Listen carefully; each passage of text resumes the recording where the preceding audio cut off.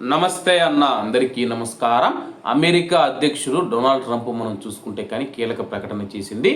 ఇప్పటికే Iran Hormuz జలసంధిని మూసివేసింది. కేవలం భారతదేశానికి సంబంధించిన జాతీయ జెండా ఉన్న నౌకలకు మాత్రమే అనుమతిస్తూ ఉంది. ఈ నేపథ్యంలో అమెరికా అధ్యక్షుడు ప్రపంచ దేశాలకు పిలుపునివ్వడం జరిగింది. అమెరికా హార్ముజ్ జలసంధి నుంచి ఎటువంటి లాభం పొందడం లేదు, మీరందరూ వచ్చి హార్ముజ్ జలసంధిని రక్షించాలని చెప్పేసి పిలుపునివ్వడం జరిగింది. అలాగే తన యొక్క మిత్ర దేశాలైన నాటో దేశాలకు కూడా పిలుపునివ్వడం జరిగింది. నాటో దేశాలు కానీ లేకపోతే చైనా కానీ ఇతర దేశాలు ఏవి అమెరికా యొక్క పిలుపునైతే అంగీకరించలేదన్నమాట. ఈ యుద్ధంతో మాకు సంబంధం లేదు, మేము రామని చెప్పేసి తేల్చి చెప్పడం జరిగింది.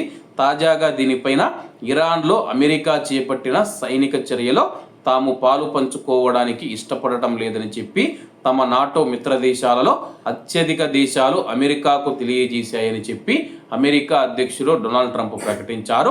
మేము అద్భుతమైన సైనిక విజయాలను సాధించిన కారణంగా మాకు ఇకపైన నాటో దేశాల సహాయం అవసరం లేదని చెప్పి తెలపడం జరిగింది. ప్రస్తుతం ఆయనే సహాయం ఫస్ట్ కోరడం జరిగింది. ఇప్పుడు మాకు నాటో దేశాల సహాయం అవసరం లేదు, మేమే ఇరాన్ను ధ్వంసం చేసేసి హార్ముజ్ జలసంధిని కూడా మేమే రక్షణ కల్పిస్తామని చెప్పేసి అమెరికా అధ్యక్షుడు డొనాల్డ్ ట్రంప్ ప్రకటించడం జరిగింది. అలాగే ఈ సందర్భంగా జపాన్, ఆస్ట్రేలియా మరియు దక్షిణ కొరియా దేశాలను కూడా ఆయన ప్రత్యేకంగా ప్రస్తావించడం జరిగింది. ఈ దేశాలు అమెరికాకి అయితే మద్దతు ఇచ్చాయి, కానీ మేమైతే ప్రస్తుతానికి ఒక యుద్ధంలో జోక్యం చేసుకోమని తెలుపుతూ ఉన్నాయి.